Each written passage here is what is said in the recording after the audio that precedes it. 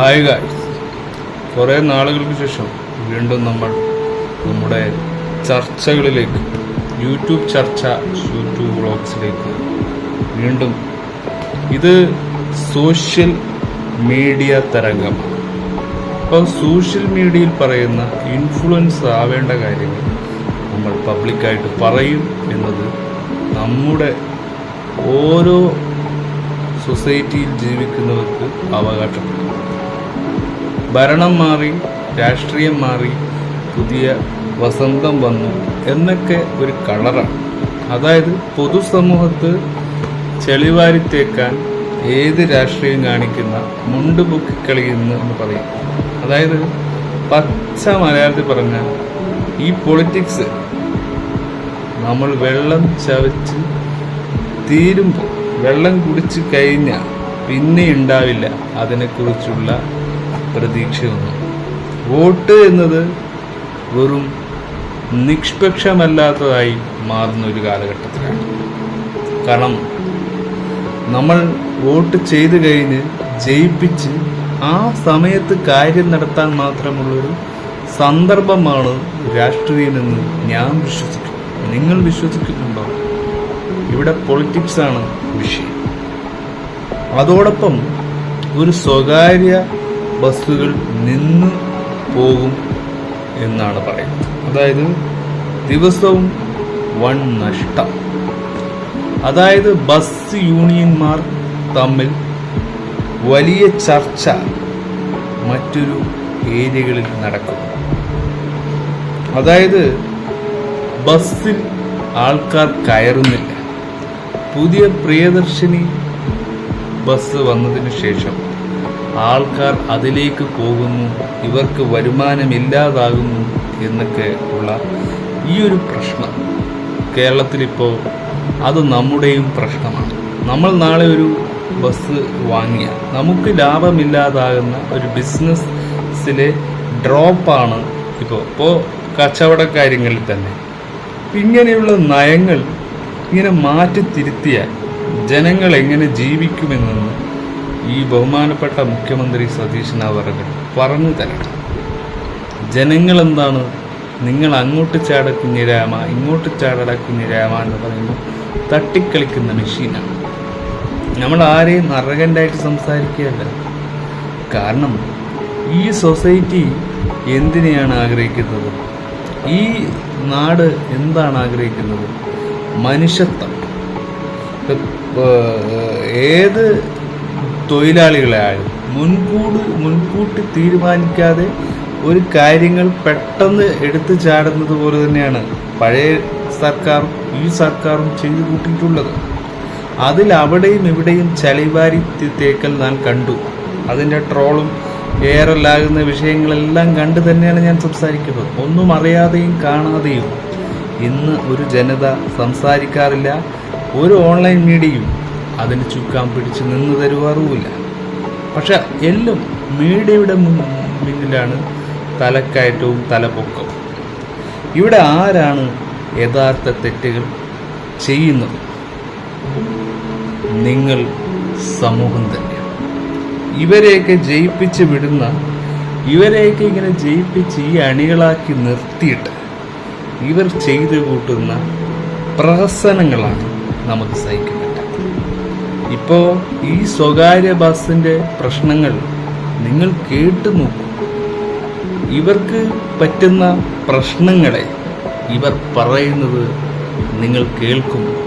ഈ പുതിയ ഭരണത്തിൻ്റെ മാറ്റങ്ങൾക്കുണ്ടായ പ്രചോദനം എന്താണ് ഉൾക്കൊണ്ടിരിക്കുന്നതെന്ന് നിങ്ങൾ മനസ്സിലാക്കി കഴിഞ്ഞാൽ നിങ്ങൾ പിന്നെ ഉത്തരങ്ങൾ തേടില്ല, പിന്നെ ചോദ്യങ്ങളാണ് നിങ്ങളുടെ മുന്നിൽ വന്നു വീഴുക.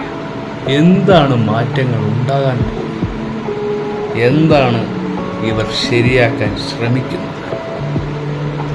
ഇതൊക്കെ ഒരു മറവിക്കും മായയ്ക്കും മായ്ച്ചു കളയാൻ പറ്റുന്നതല്ല. ഇതൊക്കെ നമ്മുടെ മനസ്സിനുള്ളിൽ തങ്ങിക്കിടക്കുന്ന മായാത്ത ഓർമ്മകളാണ്. അപ്പോൾ ഇത് ചിന്തിച്ച് നടക്കുന്ന ഓരോ മനുഷ്യനും അവനവൻ്റെ വരുമാനം മുട്ടുമ്പോഴും അവനവൻ്റെ തൊഴിൽ നഷ്ടപ്പെടുമ്പോഴും തൊഴിലെല്ലാവരും സമ്പാദ്യം നഷ്ടപ്പെട്ടവൻ്റെയൊക്കെ അവസ്ഥ മനസ്സിലാക്കുന്ന UDF സർക്കാരായാലും LDF സർക്കാരായാലും ഏത് പ്രതിപക്ഷവും ഇവിടെ വന്നാലും ഇവിടെ നയം വ്യക്തമാണ്.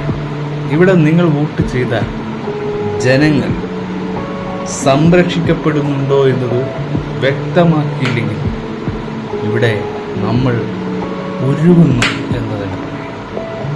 ഒരുത്തനും ഇവിടെ ജീവിക്കണ്ട എന്ന് എഴുതി തള്ളുന്ന ഒരു ഫ്രീഡം ഇല്ലാത്ത കൺട്രിയാക്കാൻ സൊസൈറ്റി ശ്രമിക്കുകയാണ്. അപ്പോൾ ഇവിടെ ബിസിനസ് ചെയ്യുന്നത് വളരെ തെറ്റായതായി മാറുന്നു. അപ്പോൾ ഈ സ്വകാര്യ ബസ്സുകൾ, പ്രൈവറ്റ് ബസ്സുകൾ അവർക്ക് ചെലവ് ചെയ്യും. അവർ സർക്കാരിൻ്റെ ബസ്സുകൾ മാത്രം ഇന്ധനം ഓടിയാൽ പോരാ. സൊസൈറ്റിയുടെ വസ്തുക്കളും ഇവിടെ ജീവിക്കുന്ന ജീവജാലങ്ങളുള്ള എല്ലാ മനുഷ്യർക്കും അവരുടേതായ ബിസിനസ് ചെയ്ത് റണ്ണ് ചെയ്യാനുള്ള അവസരങ്ങളും ഇപ്പോൾ നിലനിൽപ്പുള്ളവരും നിലനിൽപ്പില്ലാത്തവർക്കും ഉയർച്ച കാട്ടുന്ന നല്ലൊരു വരുമാനം ഉണ്ടാക്കുന്ന നല്ലൊരു ധനസംഖ്യ വയറ്റുന്ന അതിലേക്കൊരു കരാർ ഒപ്പിടണം. അങ്ങനെ ഒരു നിലപാടിലേക്ക് എത്തണം. ഇപ്പം എൻ്റെയൊക്കെ ഒരുപാട് നഷ്ടങ്ങളുള്ള വ്യക്തിയാണ്.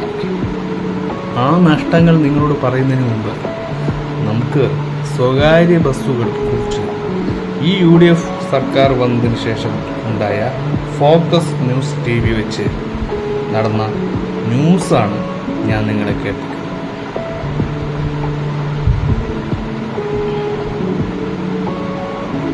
എനിക്ക് കിട്ടിയ ബാലൻസ് 61 രൂപ.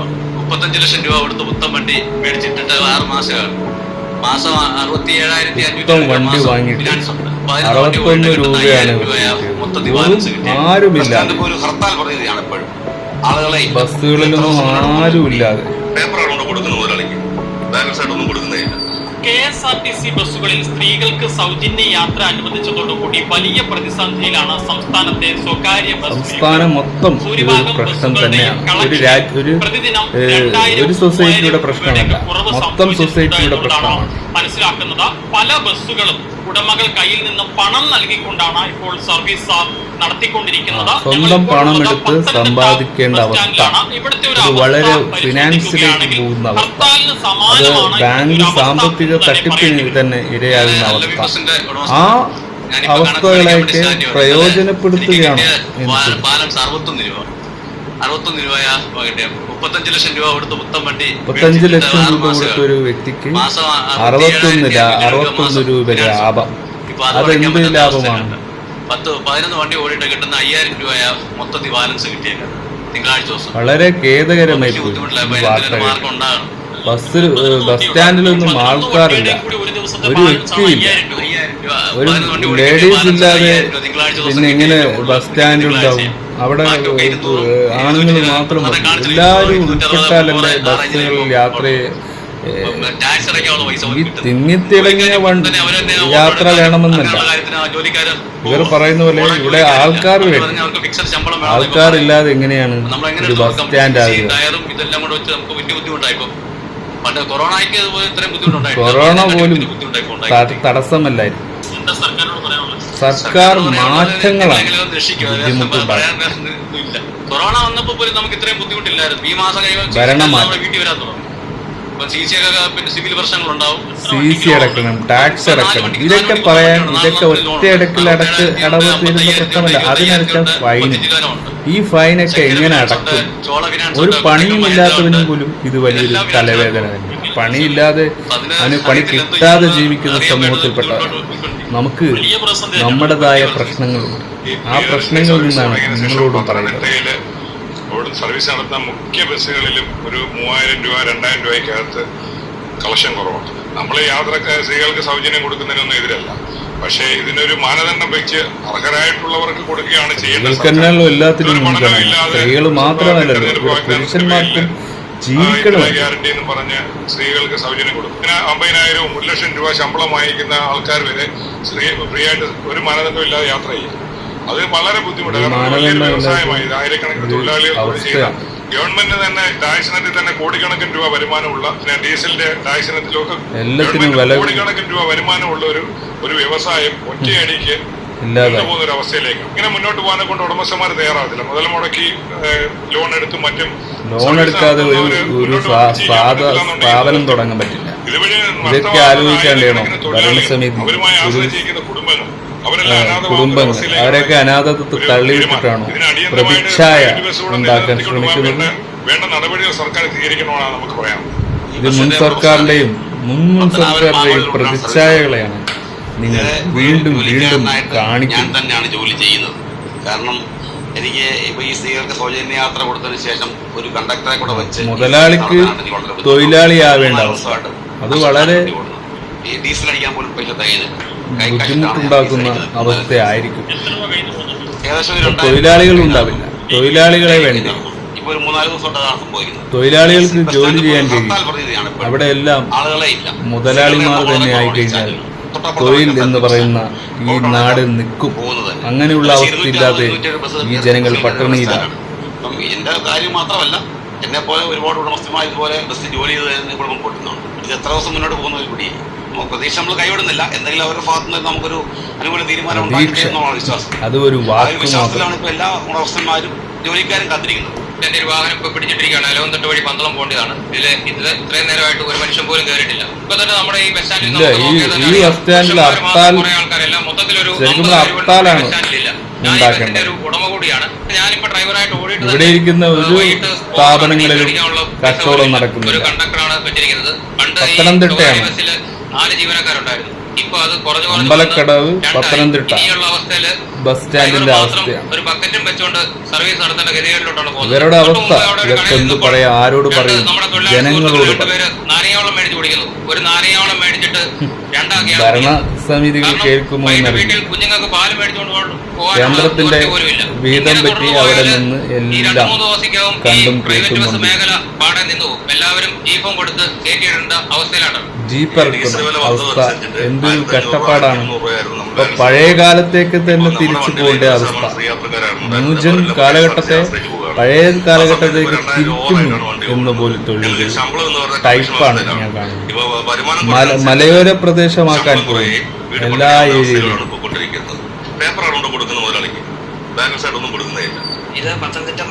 പല പല സൊസൈറ്റിയും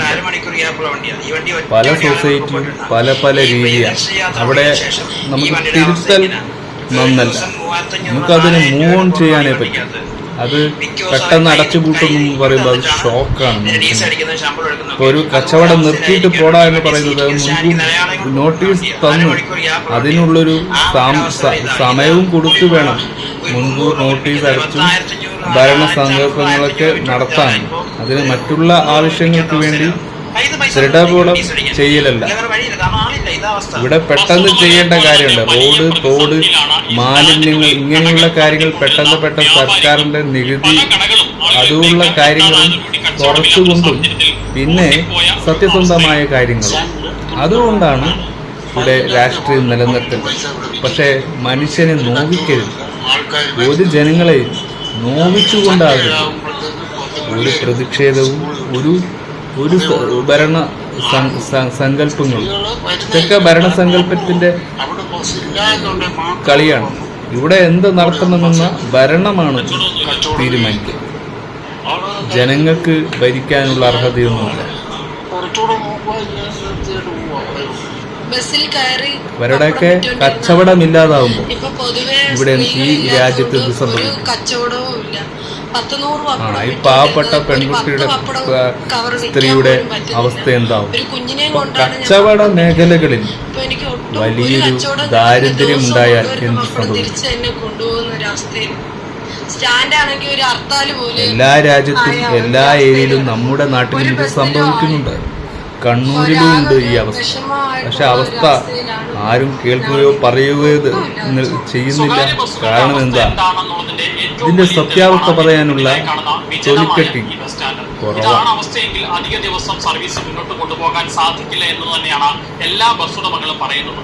സർക്കാരിന്റെ ഭാഗത്തു നിന്നും അടിയന്തരമായ ഇടപെടൽ സ്വകാര്യ ബസ് മേഖലയെ സംരക്ഷിക്കുന്നതിന് ആവശ്യമായ സർക്കാരും ഗവൺമെന്റും കേന്ദ്രമന്ത്രിയും മറ്റേ പ്രധാനമന്ത്രിയും ഒക്കെ ഇതിന്റെ എല്ലാം തന്നെയാണ്. രാഹുൽ എന്ന് പറയുന്ന ഒരു ആളാണ് ഇത് ചെയ്യുന്നത്. അപ്പോൾ ഞാൻ പറയുന്നത് ഇങ്ങനെയൊക്കെ ആയാൽ ഈ നാടിൻ്റെ ഭരണസങ്കല്പം എന്താവും? ഈ നാട് എന്തിനാണ് ഇങ്ങനെയൊക്കെ കാട്ടിക്കൂട്ടുന്നത്? ഈ നാട് എന്തിനു വേണ്ടിയാണ് ഇങ്ങനെയൊക്കെ കാര്യങ്ങൾ ചെയ്യുന്നത്? നാടിനെ നന്നാക്കാൻ വേണ്ടി ജനങ്ങളെ ഉപദ്രവിക്കേണ്ട കാര്യമില്ല. നാടിനെ നന്നാക്കാൻ വേണ്ടി ജനങ്ങളുടെ സന്തോഷത്തെ കെടുത്തേണ്ട കാര്യമില്ല. ഈ ന്യൂസ് റിപ്പോർട്ടിൽ പറയുന്നതും നമ്മൾ കാണുന്നതും കാണാ കാഴ്ചയൊന്നുമല്ലല്ലോ, കണ്ട കാഴ്ചയല്ലേ. അപ്പോൾ നമ്മൾ കാണാത്ത കാര്യങ്ങൾ വിളിച്ചു പറയുന്ന ഒരു ഓൺലൈൻ മീഡിയയും ഇല്ല ഇവിടെ സംരക്ഷിക്കപ്പെടുത്താൻ ജനങ്ങളായി തിരഞ്ഞെടുക്കുന്ന സർക്കാരിനോടാണ് പറയുന്നത്. ഇവിടെ ദുരിതങ്ങൾ വരുത്തി വെക്കരുത്. ഇല്ലാത്തതിന് ഉണ്ടെന്നും പറയുന്ന ഒരു കാലഘട്ടമാണ്. മനുഷ്യനാണ്, തെറ്റുകൾ പറ്റാം. പക്ഷെ അത് പ്രതിച്ഛായ മങ്ങലേൽപ്പിക്കുന്ന കാര്യങ്ങളാണ്. ഭരണസങ്കല്പങ്ങൾ അത് തന്നെയാണ്. അപ്പോൾ പ്രതിച്ഛായ ഇല്ലെങ്കിൽ പ്രതിച്ഛായ തകർന്ന് തരിപ്പണമാവും ഈ ഭരണത്തിൻ്റെ അവസ്ഥ. അതുകൊണ്ട് UDF വന്നാലും LDF വന്നാലും നമുക്കൊരു പ്രയോജനവും സംഭവിക്കാൻ പോകുന്നില്ല. എല്ലാം നമ്മളെ നീറ്റലാണ് പിന്നെ ഉണ്ടാക്കുക. ഇവിടെ തന്നെ കണ്ണൂർ ഏരിയകളിലും ഇപ്പോൾ അവിടുത്തെ മാർക്കറ്റുകളിൽ അവരത്തെ പാവപ്പെട്ട ജനങ്ങളെ ഒഴിപ്പിക്കുക. അവർക്കൊരു മുൻകൂട്ടി നോട്ടീസോ മുൻകൂട്ടി ഉത്തരവോ ഒന്നും ഉണ്ടാവില്ല. പെട്ടെന്ന് അങ്ങ് ഒഴിപ്പിച്ച് കളഞ്ഞാൽ ഇതെന്ത് നടപടിയാണ്? ഇത് സർക്കാരിൻ്റെ ദുർവാശി തന്നെ. പിന്നെ ആരാധനകൾ ഒഴിപ്പിക്കുക, പിന്നെ ക്രിമിനൽ ഒഫൻസൊക്കെ ചെയ്യുന്നതും തെറ്റുകൂട്ടുന്നതും അല്ലാത്ത കാര്യങ്ങൾ കാണിച്ചു കൂട്ടുന്നതുമായ പല ഹ്യൂമൻ ബീങ്സിൻ്റെ പ്രവൃത്തികൾ, അതിനെ നമ്മൾ ന്യായീകരിക്കുന്നില്ല. പക്ഷെ നിഷ്പക്ഷ നിലപാടുകൾ അതെവിടെയും പറയാൻ ഏതൊരു മലയാളിയും ബാധ്യസ്ഥനാണ്. ഞാനൊരു സാധാരണക്കാരൻ. ആ സാധാരണക്കാരൻ തന്നെയാണ് പറയുന്നത്. ഞാനൊരു ഒപ്പീനിയൻ പറയുന്ന വ്യക്തി മാത്രമാണ്. നിങ്ങൾക്ക് എല്ലാവർക്കും ചോദിക്കണം, ഇത്തരത്തിലുള്ള നാണക്കേടും ഇതൊക്കെ വരുത്തി വെക്കാൻ വോട്ട് കിട്ടാൻ വേണ്ടി പല വ്യവസ്ഥകളും വോട്ടർമാർ ഇറക്കിയിരിക്കും. ആ വ്യവസ്ഥകൾ നിലപാടാക്കാൻ വേണ്ടി ആ നിലപാടിൽ മറ്റൊരു നിലപാടും കൂടി കൂട്ടിച്ചേർത്തിട്ടുണ്ടാക്കുന്ന ഭരണ സാങ്കേതിക വിദ്യ ജനങ്ങളെ അതിലേക്ക് ഇട്ടുകൊണ്ട് ഒരു പ്രിയദർശിനി എന്ന് പറഞ്ഞ ബസ് ഉണ്ടാക്കിയിട്ട് അവിടെ എന്ത് നേട്ടമാണ് ജനങ്ങൾക്ക് കിട്ടുന്നത്? സർക്കാരിന് നേട്ടം ഉണ്ടാവും, ജനങ്ങൾക്ക് എന്താണ് നേട്ടം കിട്ടുന്നത്? അതാണ് ഞാൻ പറയുന്നത്. ഇപ്പോൾ മാർക്കറ്റിലുള്ള പാവങ്ങളായ കർഷകരുടെ ജീവിതത്തിൽ എന്താണ് സത്യസന്ധതയുള്ളത്? അവർ എങ്ങനെ ജീവിക്കും? അവരുടെ കച്ചവട സാധനങ്ങളൊക്കെ വലിച്ചെറിയേണ്ടി വരില്ല. അവർ ദുരിതത്തിലാവില്ലേ? ഇപ്പോൾ LDF സർക്കാർ ഉണ്ടായ കാലവും UDFക്കാർ വന്ന കാലവും തമ്മിലുള്ള ഈ മാറ്റങ്ങളുടെ ചാരിതാർത്ഥ്യം നോക്കിയാൽ അവിടെ നടക്കുന്നതും ഇവിടെ നടക്കുന്നതിലും എന്ത് അപ്ഡേഷനാണ് കൊണ്ടുവന്നത്? ഭരണം മാറി എന്നല്ലാതെ അവിടെ പറഞ്ഞതും ഇവിടെ പറഞ്ഞതും, അവർ ഇപ്പുറം നിന്നപ്പോൾ ഇങ്ങനെ പറഞ്ഞു, ഇവർ ഇപ്പുറം പറഞ്ഞപ്പോൾ അങ്ങനെ പറഞ്ഞു. ഈ രണ്ട് സഖാക്കന്മാരും രണ്ട് രാഷ്ട്രീയക്കാരും രണ്ടും അപ്പുറയും ഇപ്പുറയും തോണി ഇട്ട് കളിക്കുന്നതാണ്. അല്ലാതെ ഇവർ തമ്മിൽ ശത്രുക്കളൊന്നുമില്ല. ഇവർ ശത്രുക്കളായിട്ട് അഭിനയിക്കുന്നതാണ്. അഭിനയം സിനിമയിൽ മതി, ജീവിതത്തിലല്ല. എൻ്റെയൊക്കെ പണം തട്ടിയ സർക്കാരും കൂടിയാണിത്. അതുകൊണ്ടാണ് ഞാൻ പറയുന്നത്, സ്വർണത്തിലിട്ട് 10 ലക്ഷം രൂപയാണ് നമുക്ക് നഷ്ടമായത്. ഈ സർക്കാരിൻ്റെ UDF സർക്കാരിൻ്റെ പാർട്ടിയിൽപ്പെട്ട ഒരു ലീഗിലെ ഏതോ നേതാവ് എൻ്റെ 10 ലക്ഷം ഒരു ബാങ്കിൽ നമ്മൾ ഡെപ്പോസിറ്റ് ചെയ്തത്, അതായത് ഞങ്ങളോട് അറിയാതെ നമ്മുടെ കുടുംബക്കാർ ചെയ്തത് ചതിയാണ്. ആ ചതി 10 ലക്ഷം അവിടെ കൊണ്ടുപോയി ഇൻവെസ്റ്റ് ചെയ്തു. എന്നിട്ട് അതിൽ നിന്ന് പണം ഉണ്ടാക്കാൻ വേണ്ടിയുള്ള നെട്ടോട്ടത്തിലായിരുന്നു. അതിൽ നിന്ന് 5000 നമുക്ക് വരുമാനമായി. ആ വരുമാനത്തിൽ കളർ ചേർത്തതാണ്, അതായത് കലർപ്പ് ചേർത്ത് ഒരു യത്തീമിൻ്റെ മുതലാണ് നമ്മളെ നഷ്ടപ്പെട്ടത്. എൻ്റെയൊക്കെ ഇൻഷുറൻസ് ലുപ്പയുടെ ഇൻഷുറൻസ് തുക 10 ലക്ഷം രൂപ അവിടെ കൊണ്ടിട്ട് അതിൽ നിന്നൊരു വരുമാനം ഓട്ടോ ഓടിക്കാൻ വേണ്ടി എന്നുള്ള സങ്കല്പത്തിലാണ് നമ്മളത് ഇട്ടത്. പക്ഷെ അതിൽ നിന്ന് എനിക്ക് 10 ലക്ഷം പോയിട്ട് 1 രൂപ പോലും കിട്ടാതെ നമ്മളിന്ന് നെട്ടോട്ട് പോവുക. കാരണം എത്ര ബുദ്ധിമുട്ടിച്ചിട്ടാണ് ഇവരൊക്കെ ഇങ്ങനെ ജീവിപ്പിക്കുന്നത്. അപ്പോൾ അത് ഈ പ്രവാസികളുടെയൊക്കെ മുതലാണ്. ആ മുതലൊക്കെ നഷ്ടപ്പെടുത്താനേ ഈ കേരളത്തിലുള്ളവർക്ക് സാധിക്കും. അത് നിലനിർത്താൻ കഴിയില്ല, അത് ഇല്ലാതാക്കി. അതൊക്കെ നമുക്ക് ഇതുവരെ തിരിച്ചു കിട്ടിയിട്ട് പണം നഷ്ടപ്പെടുക എന്നും സ്വത്ത് നഷ്ടപ്പെടുന്നത് പോലെ തന്നെയാണ്. എല്ലാം നഷ്ടത്തിലായി ദുരിതത്തിലാക്കി ഈ നാട് മാറാനാണ് നിങ്ങൾ ശ്രമിക്കുന്നതെങ്കിൽ പുതിയ സർക്കാർ അഭിപ്രായക്കാർ ഒരു ഉപ്പയില്ലാത്തവൻ്റെ വാക്കാണ്. കാരണം ഇങ്ങനെയൊക്കെ കേൾക്കുമ്പോൾ നമ്മുടെയൊക്കെ ബിസിനസ് ചെയ്യും മുമ്പേ പരാജിതനാവും എന്നുള്ള ആ ഒരു അപ്ഡേഷൻ മൂവ്മെൻ്റ് അത് നമുക്ക് തോന്നും. പരാജയത്തിൻ്റെ പടുകുഴിയിലേക്ക് നമ്മൾ വീഴുന്നു എന്നുള്ളൊരു തോന്നൽ. കാരണം ഇങ്ങനെയൊക്കെ ആയാൽ സംസ്ഥാനത്ത് ഇങ്ങനെ നടക്കുമ്പോൾ നമ്മൾ എന്ത് വിശ്വസിച്ച് ഇവരെ മുന്നോട്ട് കൊണ്ടുപോകും? എങ്ങനെ ഈ രാഷ്ട്രീയം ഇങ്ങനെ നിലനിർത്തിക്കൊണ്ട് ഭരണം കണ്ടുകൊണ്ടിരിക്കും? ഇത് നല്ലൊരു സമിതിയല്ല, ഇത് നല്ലൊരു ഭരണസങ്കല്പവുമല്ല. ഈ സങ്കല്പത്തിൽ അടിയുറച്ച് ജീവിക്കുന്ന ആരും ഇവർ നല്ലവരാണെന്ന് ചിന്തിച്ച് നടക്കരുത്. ഇവരെല്ലാവരും പകൽ കൊള്ളക്കാരാണ്, അല്ലാതെ ഇതിലൊന്നും ഒരു യാഥാർത്ഥ്യവുമില്ല, ഇതിലൊന്നും ഒന്നുമില്ല എന്ന് പറഞ്ഞുകൊണ്ട് ബൈ.